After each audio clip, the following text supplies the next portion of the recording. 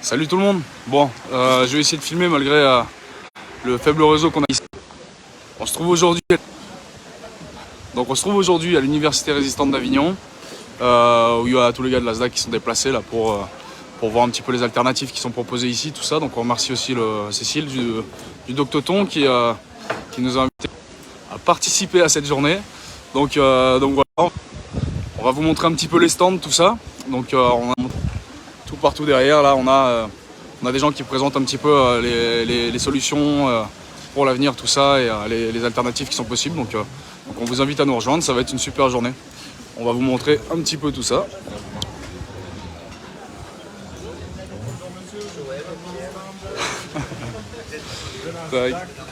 Café des Libertés.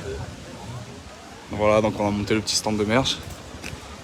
Et là on a l'introduction de la journée qui se tient dans la salle ici. Vous avez entendu parler. Donc voilà, ça peut tuer, hein, ça peut donner des maladies dramatiques. Voilà, les embolies pulmonaires, les infarctus, les accidents vasculaires cérébraux, les myomyos, péricardites, les pathologies neurologiques. Tout ça, vous le savez, vous en avez entendu parler. Non, c'est du tableau clinique qui correspond en fait à une pathologie chronique inflammatoire qui s'installe rapidement et qui dure des années et qui pourrit véritablement la vie des gens et qui, dans certains cas, va même jusqu'à les transformer en véritables zombies. Et ça, c'est quelque chose qui est un petit peu moins bien connu. Donc là, pour ceux qui ne connaissent pas, c'est Laurent Montesino, grand docteur. Il y a deux pathologies qui sont extrêmement similaires. Ce sont justement les effets indésirables de ces injections et le Covid long. En fait, les gens ne le savent peut-être pas, mais c'est un petit peu la même pathologie. Et alors les gens, je suis amené à prendre en charge beaucoup de pathologies de la vaccination, et notamment, là où on les rencontre le plus, c'est dans la tranche, je dirais, de 30 à 45 ans, dans mon expérience tout au moins. Des gens qui vont bien, qui sont sportifs, qui sont professionnellement très bien insérés, avec des postes à responsabilité, qui ont fait des études, tout allait bien dans leur vie.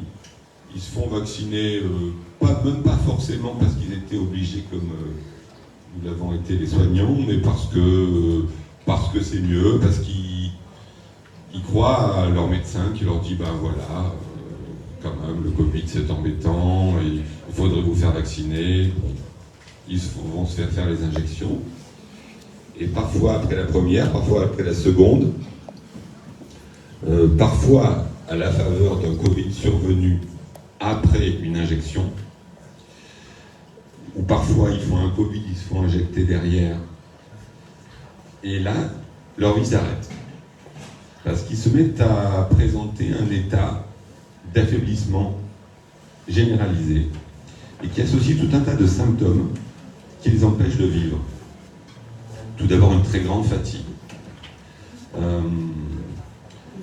Une fatigue qui va les obliger à se reposer plusieurs fois par jour, et paradoxalement, la nuit, ils ne peuvent pas dormir. Une espèce de brouillard cérébral qui s'installe. C'était des gens vifs, souvent brillants, et là, ils n'arrivent plus à réfléchir. Ils n'arrivent plus à réfléchir, ils perdent la mémoire, ils vont faire les courses, ils gardent leur voiture, ils arrivent dans le magasin, ils ne savent plus ce qu'ils étaient venus chercher. Donc ils déambulent dans les allées du supermarché, ils prennent des trucs un peu au hasard. Quand ils passent à la caisse, ils se rendent compte qu'ils ont oublié leur carte bleue ou leur argent liquide. Donc ils ressortent. Et puis quand ils arrivent sur le parking, ils ont perdu leur voiture, ils ne savent plus où ils l'ont mise. Et là, ils essayent d'appeler leur conjoint ou leurs amis, ils se rendent compte qu'ils ont oublié leur portable. où ils ont perdu les clés de leur voiture. Et là, ils errent dans le parc. Mais ça, c'est du vécu. C'est la vie. Les gens qui ont des effets secondaires de la vaccination. Tout ça dans un contexte de fatigue très importante. Ils rentrent chez eux péniblement, finalement. Ils sont crevés. Parce que ce qui aurait été un petit détail d'habitude, là, ça a été l'activité de leur journée. Ils sont essoufflés, ils marchent doucement. C'est des gens qui faisaient du sport souvent à haut niveau, ils marchent doucement, lentement. Ils arrivent, ils sont obligés de se reposer. Ils titubent. Ils ont une espèce de sensation vertigineuse permanente. Ils n'ont pas faim. Ils maigrissent. Ils ont mal au ventre. Ils ont la diarrhée. Et ils essaient de se reposer, mais ils n'y arrivent pas parce qu'ils ont des paresthésies, c'est-à-dire des fourmillements partout dans les membres, des sensations de brûlure, des crampes. Donc ils tournent d'un côté, de l'autre, ils se relèvent. Et puis, ils se retrouvent dans un état d'angoisse permanente. Et une angoisse qui est avec même des idées franchement noires. Et c'est quelque chose de très particulier dans cette pathologie. C'est pas parce qu'ils ont tous ces symptômes qu'ils sont angoissés et déprimés. Ça a été un des premiers symptômes. C'est-à-dire qu'un des effets secondaires, c'est cette sensation d'angoisse et de mort imminente qui les obsède, en fait. Et le pire pour ces gens-là, c'est que quand ils vont voir leur médecin, ils savent très bien, ils étaient très bien. Ils étaient en pleine forme, ils se font injecter. 2 jours après, 3 jours après, ce tableau commence. Je vous parle pas, je vous ai même pas parlé des céphalées, un mal de tête incroyable, des migraines qui ressemblent pas à ce qu'ils ont pu éprouver auparavant. Une espèce de sensation de brûlure à l'intérieur de la tête, des acouphènes, des mauvaises odeurs qui sont là en permanence, des acouphènes qui les hantent, je dirais. Sensation d'oppression thoracique qui les empêche de respirer. Vraiment leur vie, une vie pourrie, sont devenus de vrais zombies. Ils vont voir le médecin et le médecin leur dit leur fait faire des examens, ils font l'angioscanner, l'IRM cérébral, l'échographie cardiaque, le PET scan, tout un tas de bilans biologiques. Le médecin leur dit non, tout est normal, vous n'avez rien. C'est dans la tête. Non, c'est pas dans la tête. Et qu'est-ce que c'est? Non, c'est dans la tête, c'est du syndrome post-traumatique. Ou alors, vous faites peut-être une maladie de système, une maladie inflammatoire, on va faire encore d'autres examens. Et ils sont partis pour les examens, finalement, pour aboutir toujours à la même réponse. Ben non, vous n'avez rien, dans la tête. Prenez des antidépresseurs, des anxiolytiques. Donc ils se retrouvent avec cette symptomatologie qui leur pourrit la vie en permanence, shootés par les anxiolytiques, dont ils vont mettre des mois à essayer de se défaire. Et en fait, c'est ça le message que je voulais vous donner. C'est-à-dire que les pathologies, les effets secondaires de la vaccination, essentiellement au quotidien, c'est ça. C'est une pathologie chronique, inflammatoire. Je ne vais pas rentrer dans les détails physiopathologiques parce que ce n'est pas le propos. Ce qu'il est bon de savoir, c'est que ça, la vie des patients s'arrête. Ils peuvent plus se réinsérer dans la société. Ils sont complètement mis à l'écart. Et ils sont rejetés, entièrement rejetés, par le système médical. Et je voudrais finir en disant qu'il y a des moyens de les aider. Voilà, il y a clairement des moyens de prise en charge. Ça va être une prise en charge qui va être, on va dire, médicamenteuse, le plus souvent naturelle, qui va être psychologique, qui va être physique, qui va être énergétique, mais ce n'est pas une pathologie dont on ne peut pas guérir. Il y a véritablement des pistes. Le problème, c'est que, vu que cette pathologie est complètement réfutée, rejetée par le système médical officiel, les patients, pour le moment, sont dans le dénuement et ils doivent chercher. Il y a pas mal de praticiens qui prennent ces pathologies en charge, mais ne sont pas faciles à trouver. Nous en faisons partie. Mais c'est un parcours du combattant pour les patients qui finissent par découvrir nos existences au travers des forums ou en épluchant Internet. Donc voilà, je vais laisser la parole à mes amis. Mon message, c'est ça. La vaccination,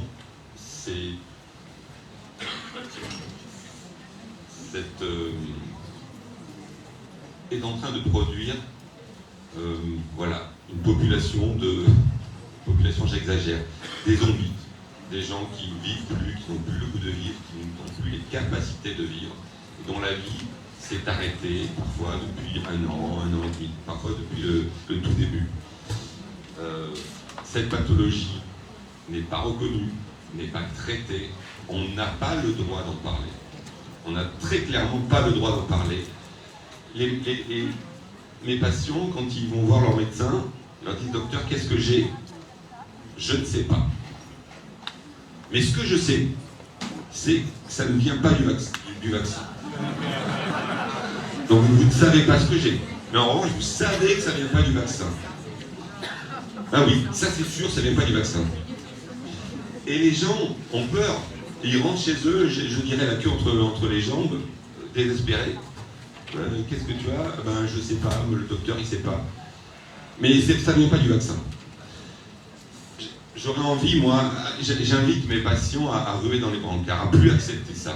C'est-à-dire, ok, tu sais pas ce que j'ai, mais tu sais que ça ne vient pas du vaccin. Alors tant que tu n'aurais pas fait le diagnostic de ce que j'ai, ça viendra du vaccin. Ça viendra du... Et si tu refuses de me prendre en charge, je porte plainte. D'autant que c'est toi qui m'as fait vacciner.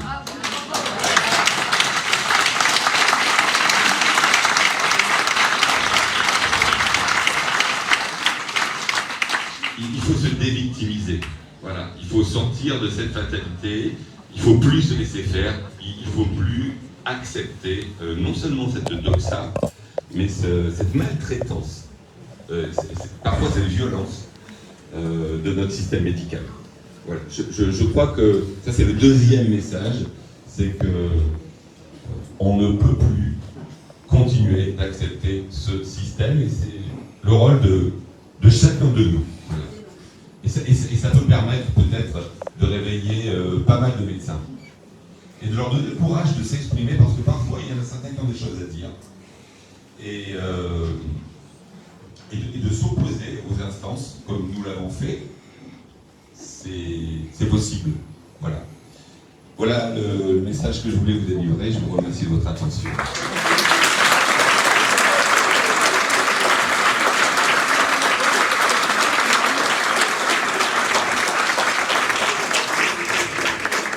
Merci beaucoup. C'est vrai, je veux juste rebondir sur une chose que tu as dit, c'est notre rôle aussi, à nous, patients, de dire à notre médecin, on n'est pas d'accord avec ce que vous nous dites.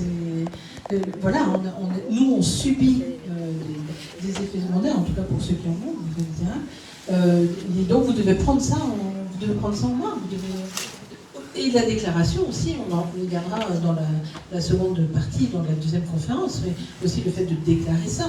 Parce que dire non, c'est pas ça, ça veut dire qu'il n'y a pas non plus de déclaration, du coup tout est faussé, tout est absolument faussé. Et c'est vrai que c'est notre responsabilité individuelle aussi, de dire non, mais là, plus d'accord avec ça, on ne joue plus là-dedans, maintenant vous prenez votre rôle. Effectivement. Merci beaucoup. Alors je vais donner la parole à Benoît Hox, c'est lui qui va continuer cette conférence. J'espère que les micros sans fil fonctionnent, c'est plus sympa. Je me tais et je le laisse s'exprimer. Merci Benoît.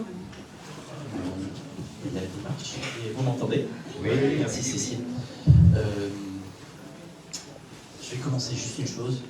Christian Perron, que j'aime beaucoup, avec qui j'ai pu discuter, m'a dit notre vie a changé parce qu'avant, On était des gens simples et maintenant on a plein d'amis autour de nous et on vit avec une grande famille. Merci à vous. Et merci à Christian.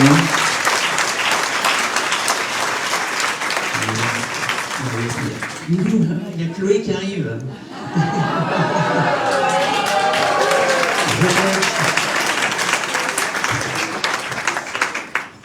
Désolée. Ah non, mais du coup, c'est toi qui parles, Benoît. Je voulais te présenter. Alors, c'est toi qui commence? Oh, je sais plus, qui commence ici?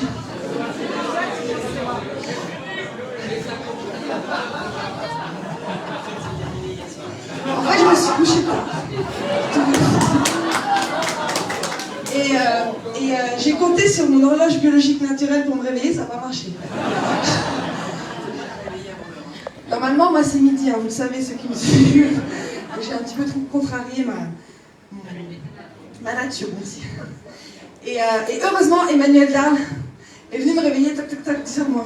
Dépêche-toi. Okay. Bon, alors reprenons nos esprits. Vous êtes nombreux aujourd'hui aussi. Donc vous l'avez compris, Benoît l'a sûrement expliqué. Hier c'était le volet juridique, aujourd'hui c'est le volet médical.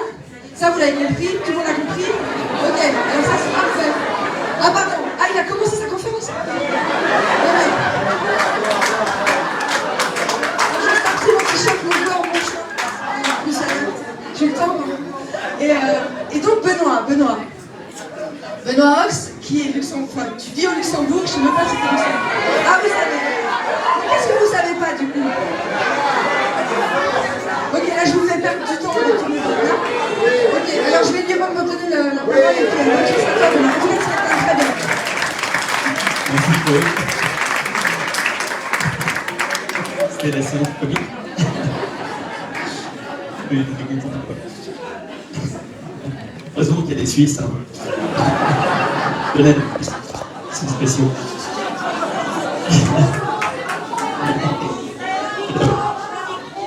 Comment ça se passe? Non, là vous m'entendez. Non, ça va mieux là? Je vais prendre votre... Celui-là marche mieux? Oui? Ah ok, c'est bien. Alors, comme disait Laurent, c'est une pathologie qu'on ne connaît pas. Quand on envoie des patients qui ont fait le vaccin et qui commencent à faire des troubles, et ben c'est quelque chose qu'ils ne comprennent pas. Et parfois, ils vont même envoyer ces patients en psychiatrie parce qu'ils ne trouvent rien. Alors moi, je vais revenir sur quelque chose dont j'avais parlé et qui a fait le buzz l'année dernière, c'est les dédimères, les fameux dédimères. Mais pour ceux qui ont bien compris, je n'avais pas parlé seulement des dédimères, j'avais aussi parlé de la CRP. Donc je vais revenir sur cette vidéo que j'avais faite, parce que j'ai été censuré sur l'AFP par une professeure, le professeur Marie-Antoinette Pietri du CHU d'Amiens, qui est la présidente des pathologies cardiovasculaires au niveau de la France, et un médecin urgentiste, Nicolas Gendron. Et ces médecins m'ont censuré en disant que je racontais n'importe quoi, qu'il était possible d'avoir des dédimères élevés. Des dédimères, donc la limite des dédimères, c'est 500. Les dédimères, c'est un facteur pour regarder si on a une suspicion, je dis bien une suspicion de thrombose vasculaire. D'accord? Ce n'était pas une certitude. Mais c'est un élément, un facteur qui est quand même un facteur de suspicion qui est assez important. C'est-à-dire qu'avant le Covid, avant les virus avec un spike, d'accord? J'insiste sur ce spike parce que ce spike est très important. C'est l'élément commun entre le virus et le vaccin. Avant, ces virus, quand on avait une suspicion de phlébite, on demandait les dédimères. Lorsque les dédimères étaient assez élevés, on peut dire au-dessus de 1000, on avait quand même une forte suspicion d'avoir une phlébite. Donc on envoyait notre patient à l'hôpital pour faire une échodoppler, pour regarder s'il y avait une phlébite. Si les dédimères étaient très élevés, on avait même une suspicion de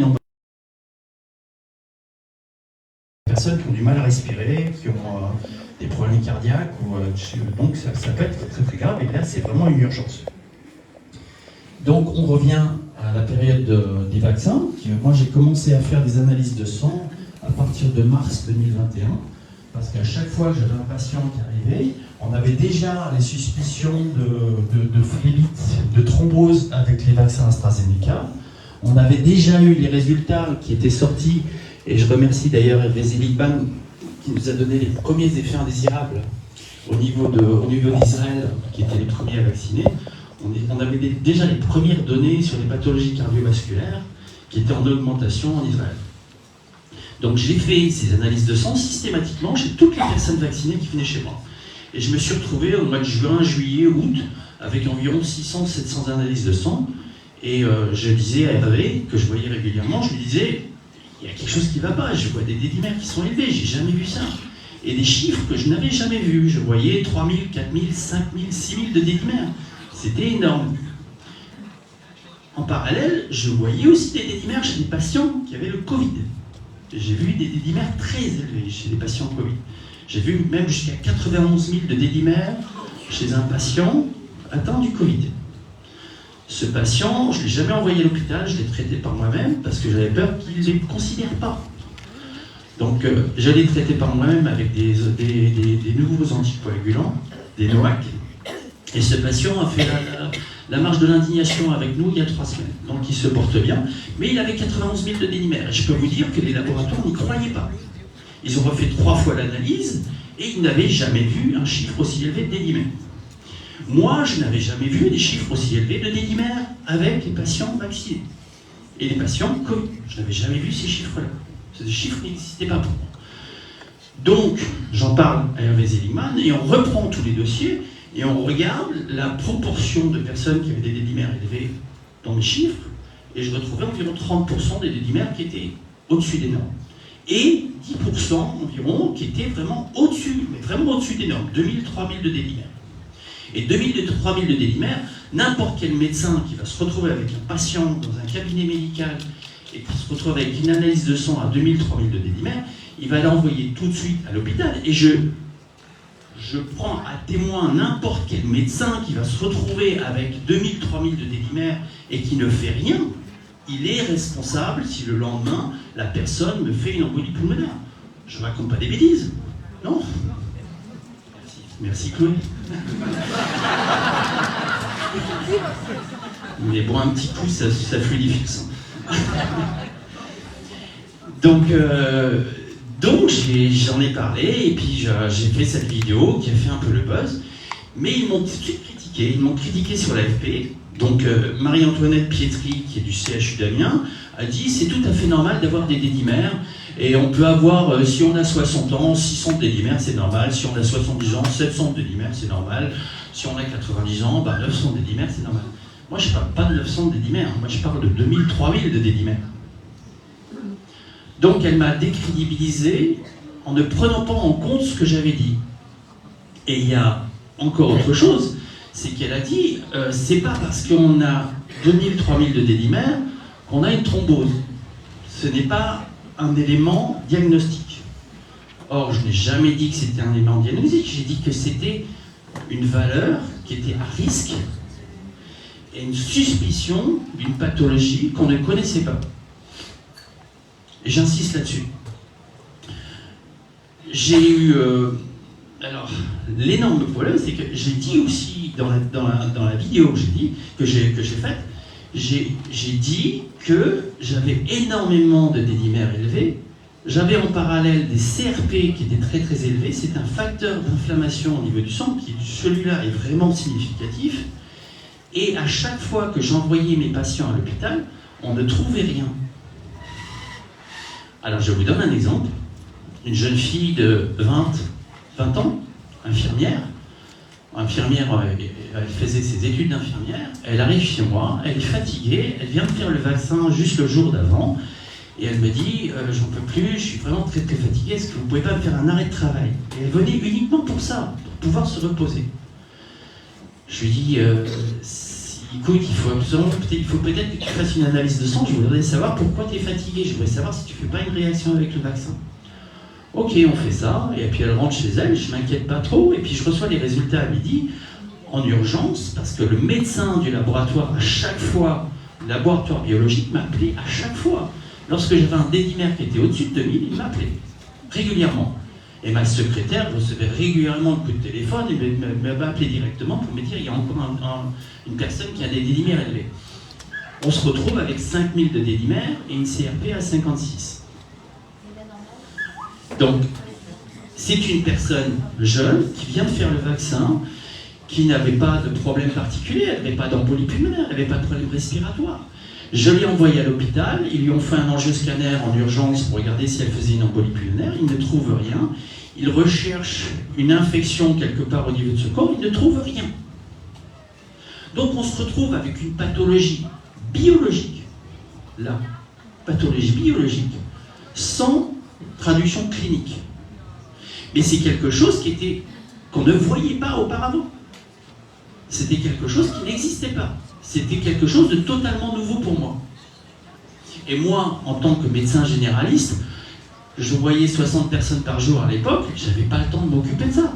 C'est Hervé Seligman qui m'a fait toutes les statistiques sur ces éléments, sur ces résultats, de façon à ce qu'on puisse traduire un petit peu, rien qu'un petit peu. Ce n'était pas une étude médicale. C'est simplement reprendre des éléments, des résultats que j'avais et dire « faites attention, j'ai été un lanceur d'alerte, je ne suis rien d'autre et je ne veux pas être autre chose. Je ne veux pas me prendre pour un scientifique ou un professeur. Je fais mon boulot de médecin généraliste. Et mon boulot de médecin généraliste. »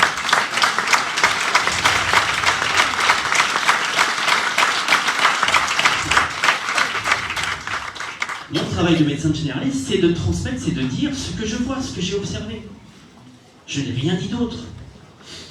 Au niveau de l'AFP, je le prends comme une médaille. J'ai eu ma photo avec une croix rouge dessus. Au même titre qu'Alexandre Yonko ou d'autres personnes. Donc je le prends comme une médaille. Mais elle s'appelle Marie-Antoinette Pietri. Elle est du CHU d'Amiens. Elle a complètement dénigré les éléments que j'avais donnés, plutôt que d'aller rechercher, plutôt que d'émettre un doute, elle a complètement dénigré ce que j'avais dit, et depuis qu'elle a fait ce papier sur l'AFP, toutes les observations concernant les dédimères sont censurées, et j'ai été censuré complètement de tous les médias à ce moment-là. Je n'en sais rien. Je ne veux pas le savoir. Elle est souvent passée sur BFM TV, ça doit rentrer un petit peu le genre de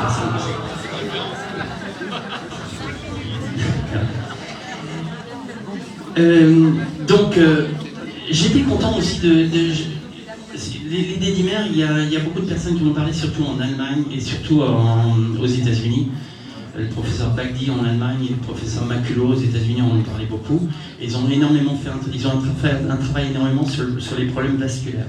Et actuellement, on retrouve énormément au niveau biologique aussi des chaînes de globules rouges au niveau du sang qui sont totalement inexpliquées. Et donc, ce serait probablement en rapport. Il y a sûrement quelque chose à chercher. C'est pas à moi de le chercher.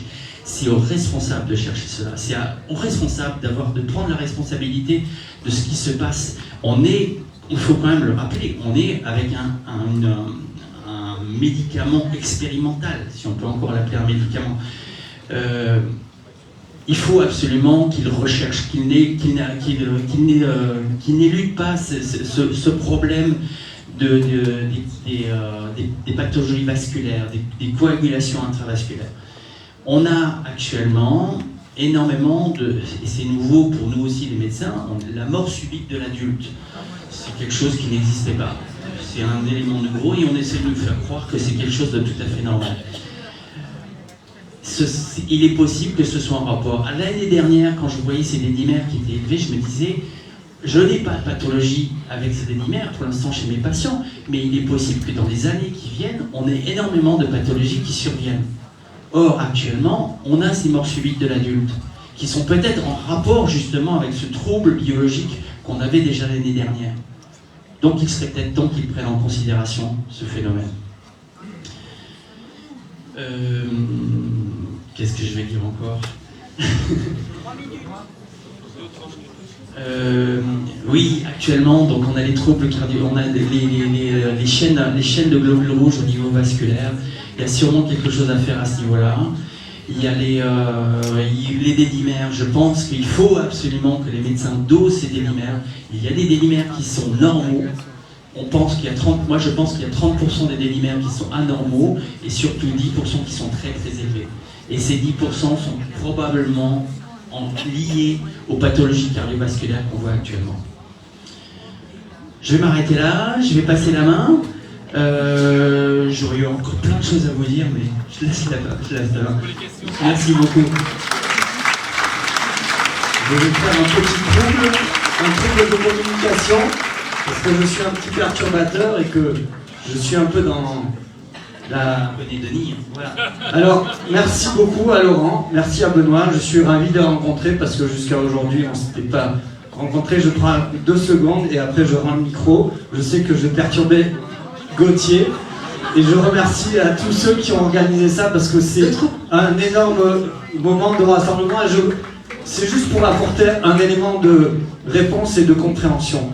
On a affaire à un trouble de coagulation, à un trouble inflammatoire qui est lié à ces protéines qui font des vascularites, des myocardites et qui font des troubles de coagulation infracliniques. Je vous donne une solution que vraiment, je pense que demain, on pourra, si on nous laisse, avec le gouvernement, faire un essai randomisé double aveugle, on pourra valider cette hypothèse.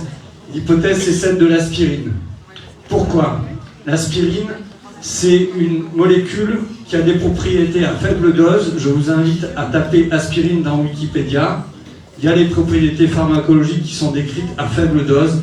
On va dire entre 100 et 160 mg par jour pendant 1 mois. Il faut savoir que toutes les personnes de 50 à 70 ans, une énorme partie, ont du Cardégique 75, c'est de l'aspirine, et grand nombre sont protégés de ces effets indésirables graves. Moi, j'ai l'expérience personnelle d'un père qui a eu 2 doses, et je vous la rends, mais c'est extrêmement important d'aborder ça. Je ne l'ai jamais abordé publiquement, et je parlerai d'autre chose. Et laissez-moi finir. Mais vous voyez, en fait, ils sont soulevés de l'information qui est pour nous. Allez, au revoir, c'est pas grave. Je vous parlerai comme ça cet après-midi. C'est une solution extraordinaire. Si vous ne voulez pas l'entendre, c'est pas grave. Et merci, au revoir.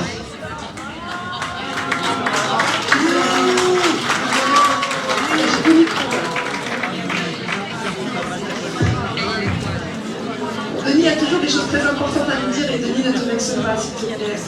Il a une tribune cet après-midi de 30 minutes à 14h et il aura le temps de nous expliquer tout ça.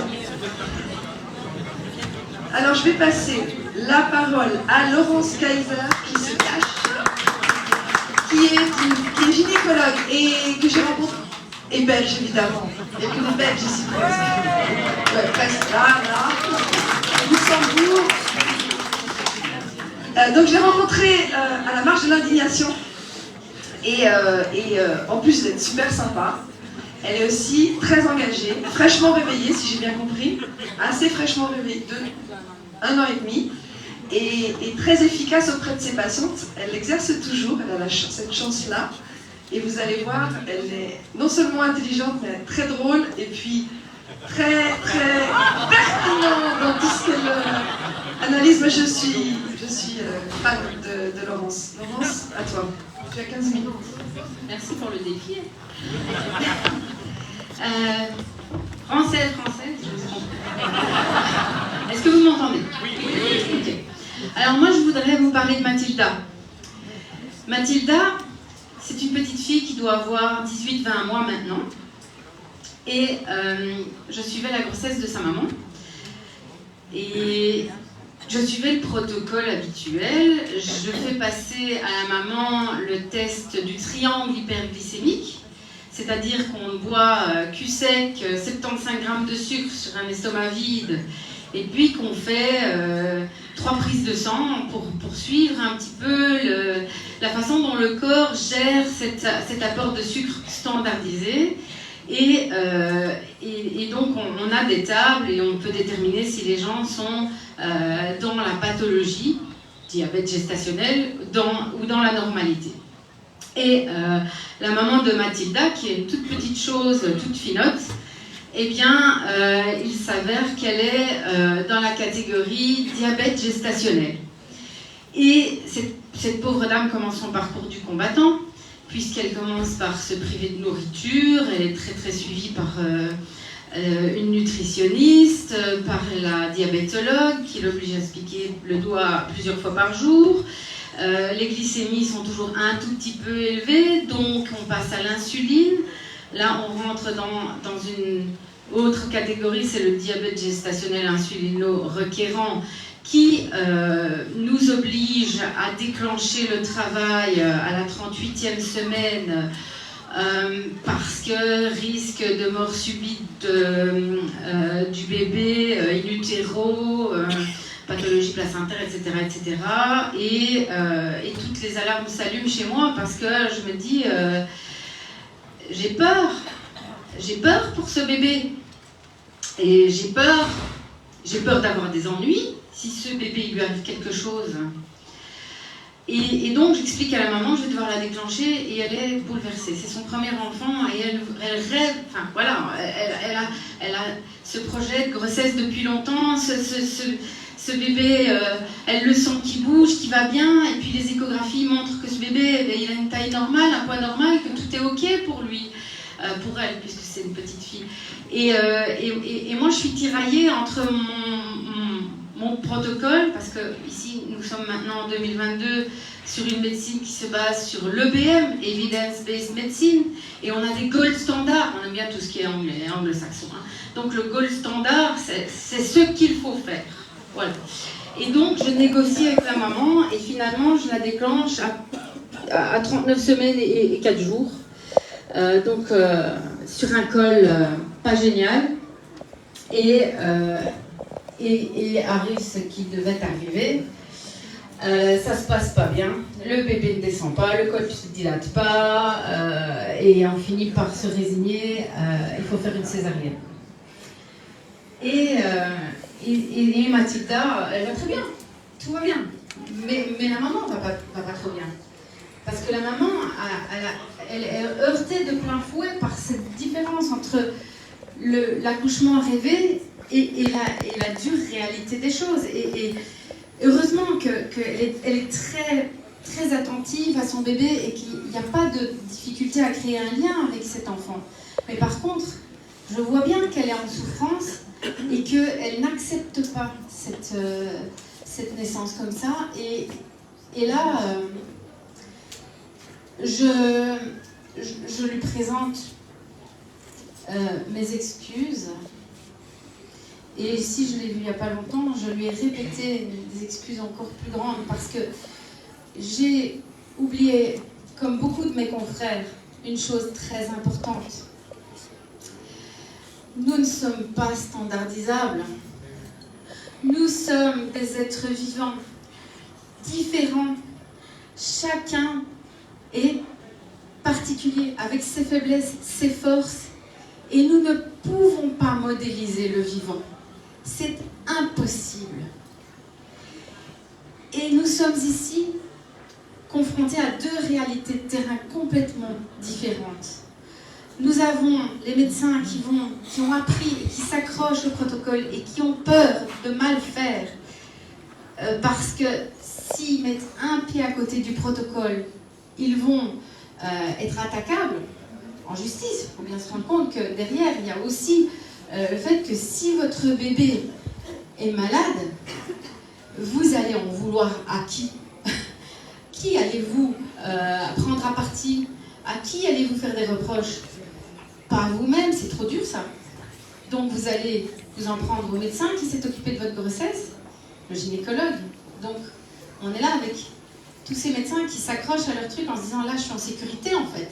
Si je fais ça, que je suis mon organigramme et mon diagramme décisionnel, je vais faire tout bien comme il faut. Et ils sont de bonne foi, mais ils oublient complètement que la personne en face d'eux est une personne tout à fait particulière.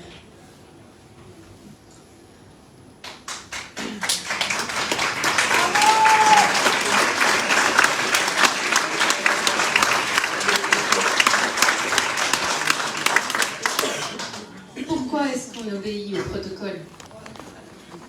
Par peur, par ignorance surtout. On fait confiance. Comme les gens qui ont été se faire injecter, ils ont fait confiance à leur médecin qui a fait confiance aux autorités qui ont fait confiance, entre guillemets, aux fabricants. Il faut bien faire confiance aux fabricants de voitures qui vous dit que la voiture elle freine bien. Et ben voilà, c'est la même chose avec les injections, avec les médicaments. Syndrome des ovaires micropolykystiques, aménorrhée, absence de règles, métrorragie, saignement n'importe quand, ménopause précoce, endométriose, adénomyose, cancer du sein, polype, fibrome. Tout ça, il faut s'habituer.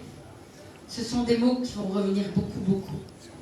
Infertilité, fausse couche, retard de croissance, mort fœtale, prééclampsie. On va en entendre de plus en plus. N'attendez pas de moi que je vous donne une recette magique pour vous soigner, pour vous guérir, pour rétablir l'équilibre en vous. Si moi je fais une endométriose, l'autre fait une ménopause précoce et que la troisième fait un cancer du sein avec les mêmes produits, c'est bien parce que nous sommes tous différents.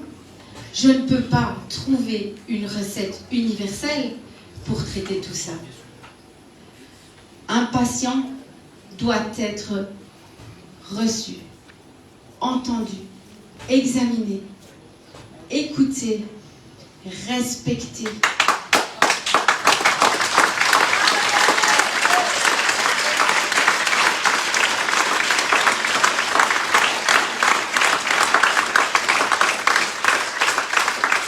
Un patient doit être aimé. Mais vous ne pourrez pas être aimé si vous ne trouvez pas. Si vous ne trouvez pas, vous m'entendez toujours ? Oui. Vous ne pouvez pas être aimé si vous ne trouvez pas en vous l'amour de vous-même et le respect de vous-même.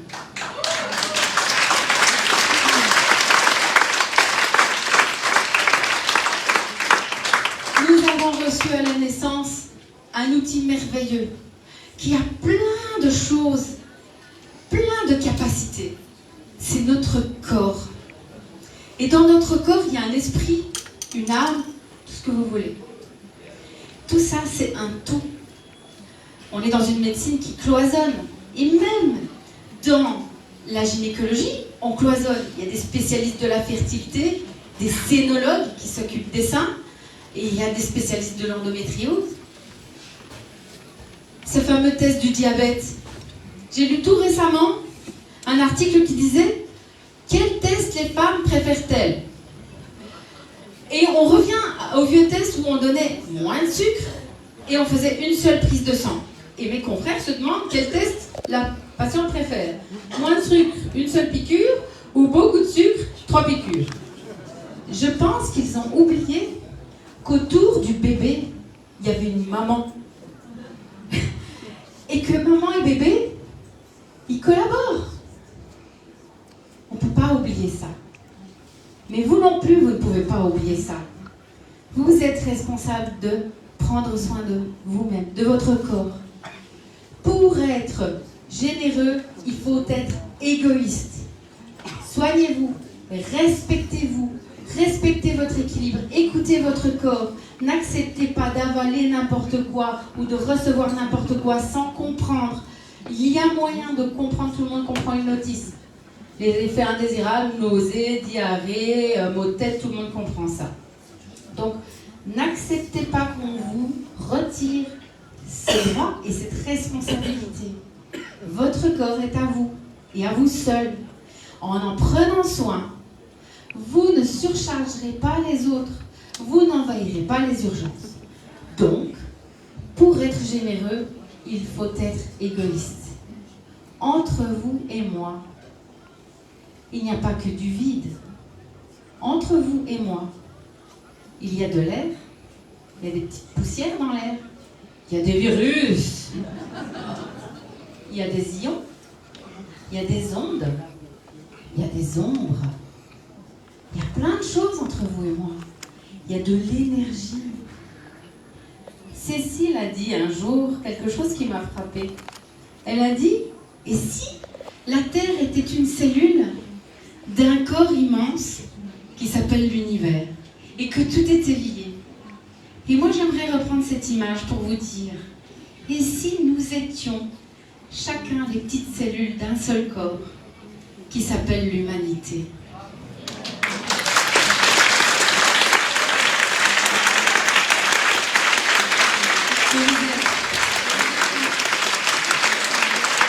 Prenons soin de nous, retrouvons nos valeurs, retrouvons notre souveraineté et tout ira bien.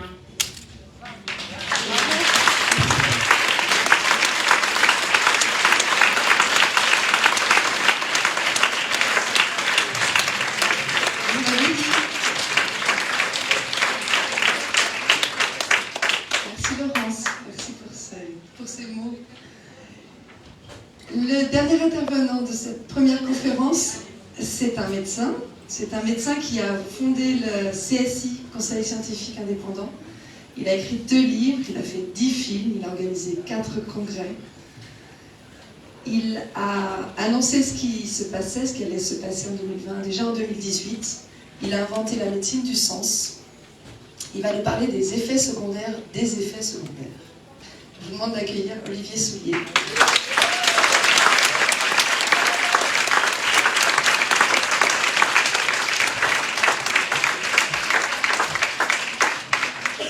Bien, bonjour. Je suis très heureux d'être là avec vous. Et c'est vrai que depuis cette crise, on a rencontré tellement de gens merveilleux. Et c'est comme si ce qui nous arrive était un filtre qui permet de révéler les êtres humains. Et un chef d'entreprise avait dit qu'il n'embaucherait plus que des gens non vaccinés, non pas parce qu'ils étaient plus vaccinés ou non vaccinés puisqu'ils s'en foutaient, mais parce qu'ils les trouvaient plus éclairés et plus conscients d'avenir.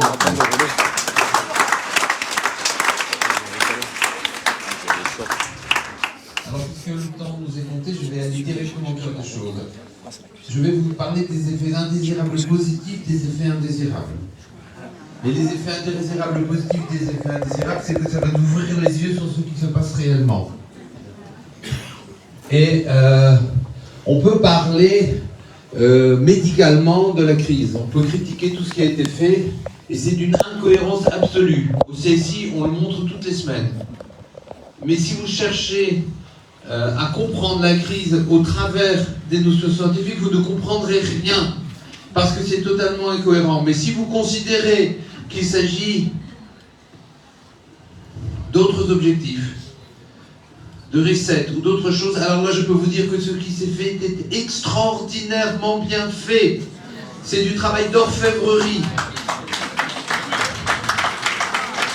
Avec le grand ordonnateur, la Gestapo générale, le commissaire politique qui est McKinsey.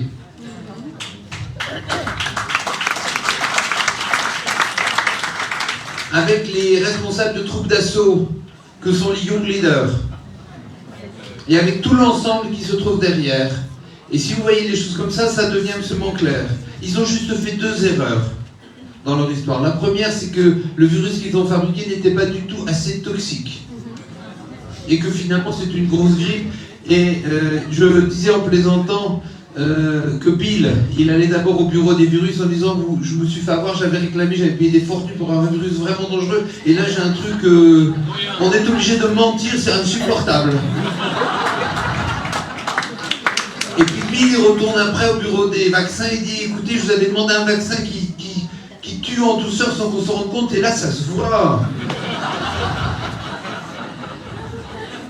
Et je pense qu'on devrait créer une ONG pour venir au secours de toutes ces pauvres personnes. Bien. Alors, et comme disait mon ami le professeur belge Mignot, le résultat c'est le but. Et le but c'est quoi?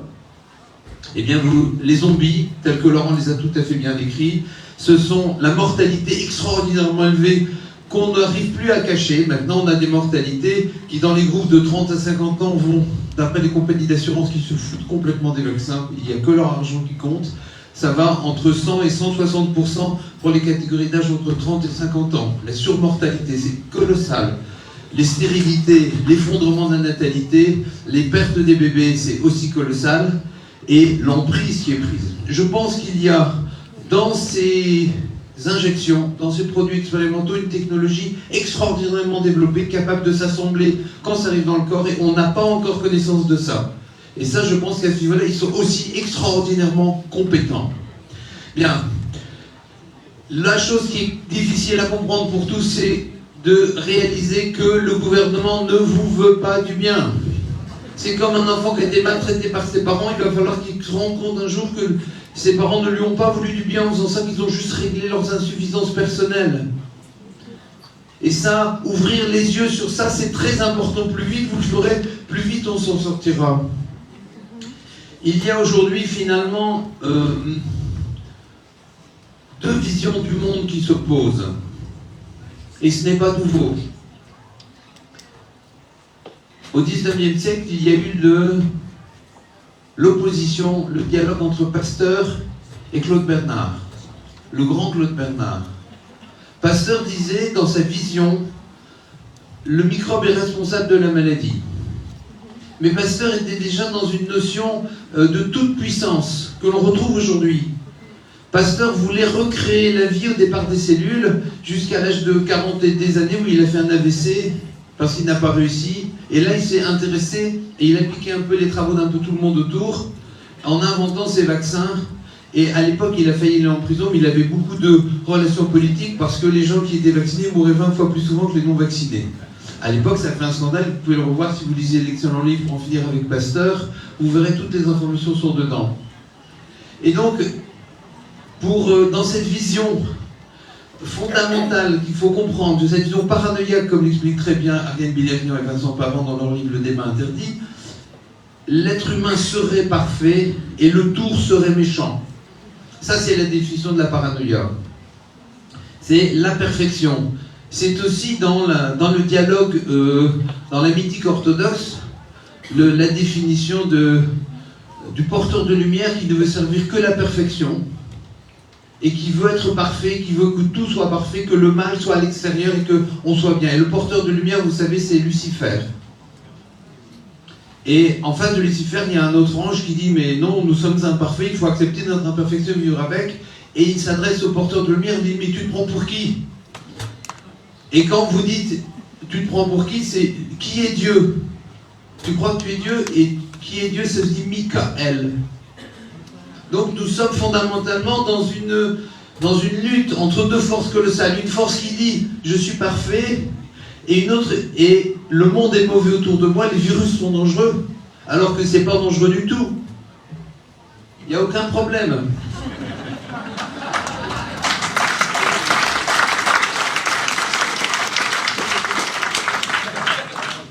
Bien. Ça, c'est la vision paranoïaque.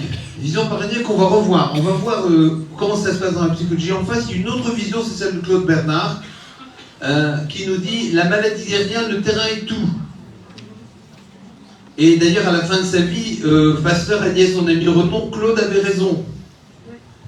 Et Claude Bernard disait aussi « Il n'y a pas de limite entre le physique et le psychologique ». Et ce qui nous empêche de voir, c'est les certitudes que nous avons et que nous devons remettre en question. Non, l'État n'est pas forcément bon pour vous. Non, l'OMS n'est pas forcément bon pour vous. Non, ces gens-là ne veulent pas votre bien, ils veulent leur bénéfice.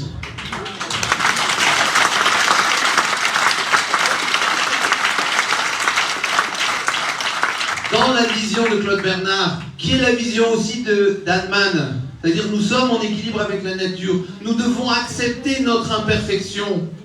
Les microbes ne sont pas des adversaires, ils nous aident à digérer, ils nous aident à faire plein de choses, mais une fois de temps, ils viennent nous interpeller en disant « T'es sûr que c'est bon là ?» Nous sommes tous des microbes qui avons réussi. Et nos anciens petits camarades viennent nous interpeller de temps en temps pour vérifier que nous soyons bien au top niveau. Et ils nous font des petits trucs là, des petits trainings, pour nous assurer que nous soyons bien. Et tous les hivers, ils sont là pour nous tester, pour remettre à jour, pour faire des mises à jour de notre système immunitaire perpétuellement. C'est ce qu'on appelle l'immunité de Bagrad, qui permet en permanence d'être en parfaite santé. D'où le fait que quand vous stérilisez tout, vous êtes beaucoup plus malade. Bien, Et donc dans cette vision du monde, il faut accepter que nous sommes imparfaits, je suis imparfait, vous êtes tous imparfaits. Et c'est parce que nous acceptons cette imperfection que nous n'avons pas besoin de rejeter la responsabilité sur les autres. L'enfer, ce n'est pas les autres. L'enfer, c'est notre volonté de ne pas voir et notre volonté de vouloir être parfait. Et donc, dans cette vision-là, il y a véritablement un équilibre. Et c'est cette vision-là que je défends. Et c'est cette vision-là qui est confrontée aujourd'hui. Il y a deux forces sur Terre. Il y a l'amour et la peur. L'amour est généreux, il prend soin. Vous connaissez? Il parle avec humilité, il fait attention, il a un respect, il respecte la nature. Il ne massacre pas tout. Il ne cherche pas à accumuler. Quand vous avez confiance, vous êtes tranquille. Quand vous vous sentez aimé, vous êtes tranquille. C'est le petit gosse à l'école qui a fait une connerie, il se fait engueuler, il dit « Moi je m'en fous, mes parents m'aiment. » En face de ça, il y a une autre vision du monde, fait par des, écoutez bien le mot, des psychopathes qui nous gouvernent. Des noms.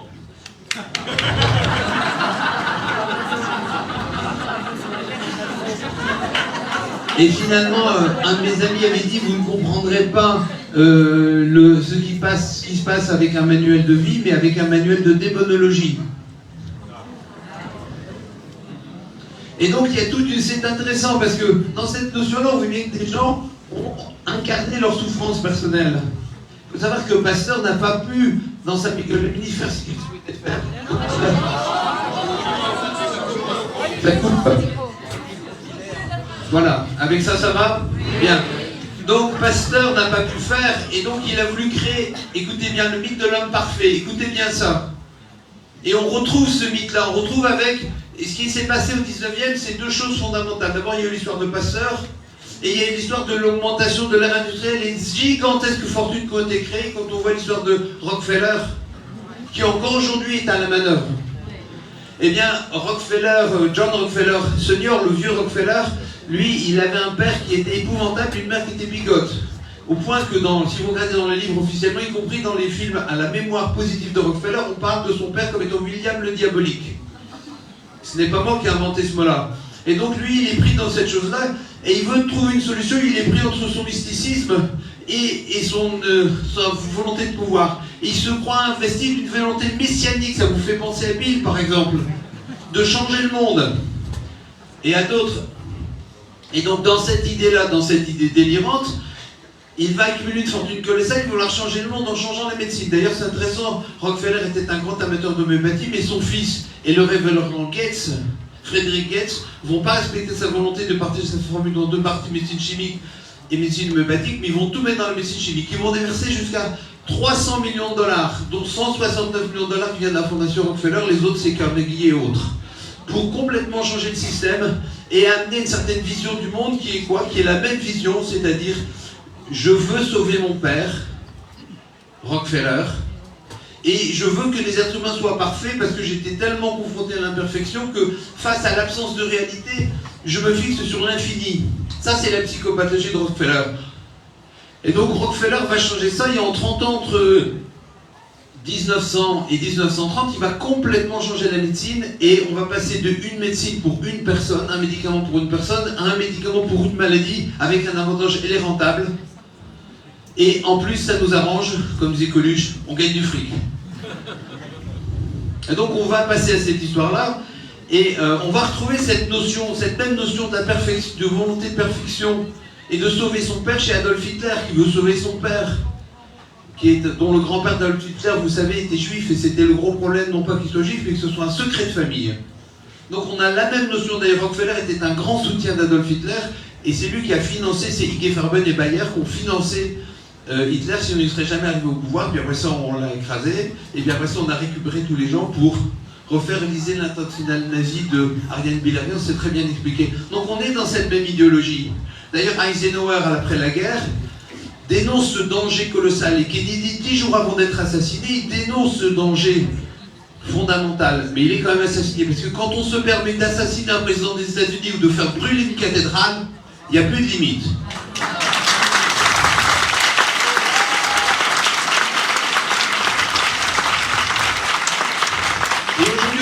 retrouve devant la même chose.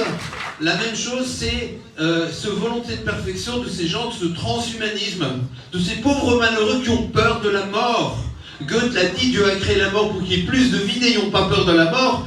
Allons soigner ces psychopathes qui veulent détruire le monde pour soigner leurs problèmes personnels. Cette volonté de perfection, sauver leurs histoires, c'est de la thérapie qu'il leur faut.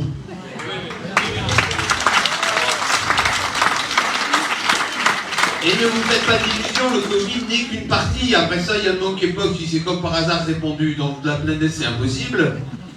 Et puis, ils vont pas s'arrêter avec ça. Il y a la guerre qui est utilisée de façon à pouvoir continuer.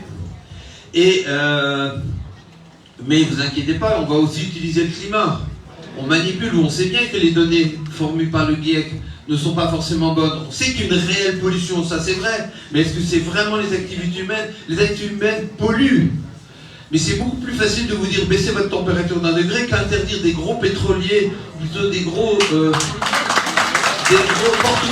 Vous savez que le porte-container Jules Verne, il pollue autant que 35 millions de véhicules. Et il y en a 500 comme ça qui circulent dans le monde. Si vous interdisez 80% des porte-containers, vous supprimez 80% de la pollution et du réchauffement lié à l'activité humaine. Seulement, il faudrait arrêter d'être dans le principe de dire le moins cher possible pour faire le plus de bénéfices possible. Les écoles de commerce et de finance sont les temples de la destruction de la planète.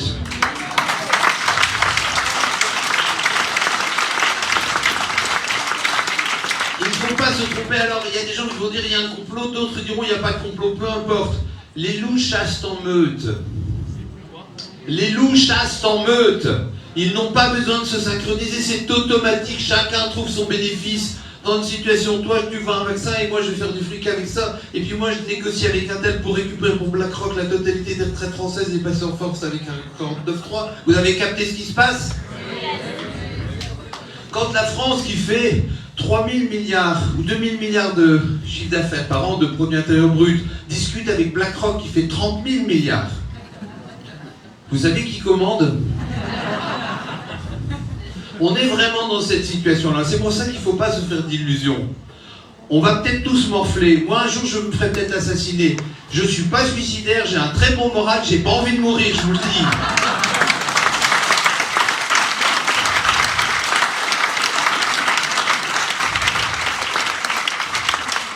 Donc voilà, on est vraiment au cœur des choses. Et c'est très intéressant parce que je trouve que d'abord les faits sont tenaces. La nature est tenace. Vous voyez comment la nature était capable, moyennant quand même un paquet de morts, de faire muter le virus pour le ramener à quelque chose de pas vraiment dangereux. Montagnier l'avait dit, c'est tout à fait vrai. Je salue Luc Montagnier.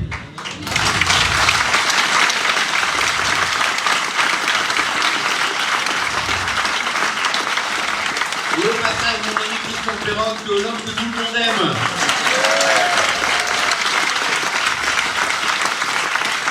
Et tous les grands résistants français, donc on a une belle brochette déjà ici. Voilà. Mais les faits sont tenaces. D'abord parce que ce virus il mute et que la nature est quand même très bien faite. Ensuite parce que les effets secondaires, ça se voit. Et ça se voit de plus en plus et qu'ils ne pourront pas les cacher éternellement. Mais il y a quelque chose qui est très intéressant. Quand on regarde où agit le virus, précisément, il agit... la spike plus exactement, parce que en fait quand vous avez l'injection, vous fabriquez vous-même la spike en permanence, donc vous auto-intoxiquez en permanence. Et vous savez, quand un pirate informatique vous envoie un virus, il vous envoie un virus qui est dangereux, mais il arrive, mais il n'agit pas. Et il attend un acte naïf, ce qu'on appelle un acte naïf, c'est-à-dire que vous posiez un acte que vous pensez être positif et qui va vous détruire, c'est-à-dire par exemple ouvrir le fichier joint. Et l'acte naïf que posent les gens, c'est dire le gouvernement est bon, on va prendre le vaccin. Et c'est le vaccin qui active la chose. C'est pour ça qu'on a ce genre de situation. Mais ce qui est surtout très intéressant, puisqu'on vient de m'accorder quelques minutes de plus, 10 minutes de plus, waouh! Alors je vous explique la symbolique du Covid, vous allez voir. Le coronavirus, c'est quelque chose qui, chez les enfants, est très fréquent, qui est le microbe de l'adaptabilité. Les enfants s'adaptent perpétuellement aux anti-coronavirus tout le temps. C'est pour ça que comme ils sont en permanence dedans, ils ne sont pas du tout sensibles à ça, puisqu'ils sont en training perpétuel. Mais quand vous vieillissez, vous perdez en adaptabilité, vous avez vos habitudes, il ne faut pas changer, ça va vous choquer, c'est comme si, comme ça, rangé comme ça, etc. Vous perdez en souplesse, et quand vous perdez en souplesse, vous devenez des clients pour le coronavirus. Donc plus vous êtes souple, plus vous êtes capable de changer tous les jours vos habitudes, moins vous avez de risques. Et comment on voit la perte d'adaptabilité, c'est aux comorbidités qui s'accumulent, c'est-à-dire... Ok, je me dépêche. Alors, ce qui est intéressant, alors je vais aller un peu plus vite, ça change tout le temps, je m'adapte, vous voyez. J'ai 3 minutes. Alors, non, ce qui est intéressant, c'est qu'en fait, alors juste en 2 phrases, le coronavirus, il agit où? Il agit sur le système rénine-angiotensine. Le système rénine-angiotensine, c'est ce qui règle la tension artérielle, c'est-à-dire l'amour. C'est-à-dire, la tension artérielle, c'est est-ce que je crois au pouvoir du pouvoir, j'ai de l'hypertension, ou au pouvoir de l'amour, je n'ai pas de l'hypertension. Et ça vient agir sur le système angiotensinogène en bloquant la conversion de l'attentif de pouvoir angiotensine 2 pour aller sur l'angiotensine 1,10 et ça le bloque pour aller vers l'AT1R qui lui est toxique. Donc, ça dit qu'en clair, ça vient tester la capacité d'amour des êtres humains. C'est dramatique, mais c'est comme ça. Donc finalement, la nature a fait un bon piège. Voilà. Donc maintenant, la question à se poser, pour terminer, oui, je m'adapte vite.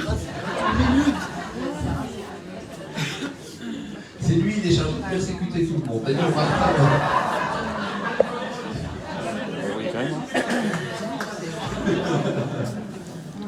Bon, voilà. Donc, voyez ce qui est en train de se jouer aujourd'hui. Ne nous trompons pas. Arrêtons de nous dire les masques, les si, c'était pas bien. C'est qu'on le sait depuis longtemps. Bon Dieu, mais c'est bien sûr. On le sait depuis longtemps, c'est pas là que ça se joue. Ça se joue dans des forces fondamentales de vie et de mort. On disait que le diable n'existait pas. Bah, regardez où il est. Hein, et les mystiques disent que la plus grande ruse du diable, c'est de pouvoir te faire croire qu'il n'existe pas. Et quand on voit tous ces gens, toutes leurs cités, tout Epstein, etc., voyez bien où ça se passe. J'en dirai pas plus. Et je vais donner une phrase pour la conclusion. Le chaos du monde ne naît pas des peuples, des races ou des religions, mais de l'insatiable appétit des puissants. Les humbles veillent.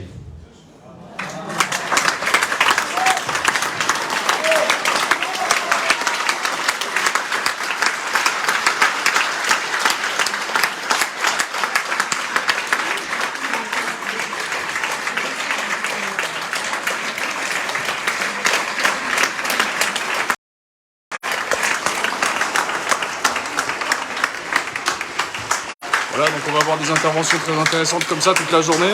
Aujourd'hui, c'est, je le répète, c'est le volet médical. Donc voilà, ça se tient sur 3 jours. On était là hier aussi et on sera là demain aussi. Donc on vous invite à nous rejoindre. On est à Villeneuve-les-Avignon et donc voilà, c'est l'université d'été résistante. Voilà. Vous pouvez retrouver normalement la rediffusion sur le vécu pour la suite de la conférence qui va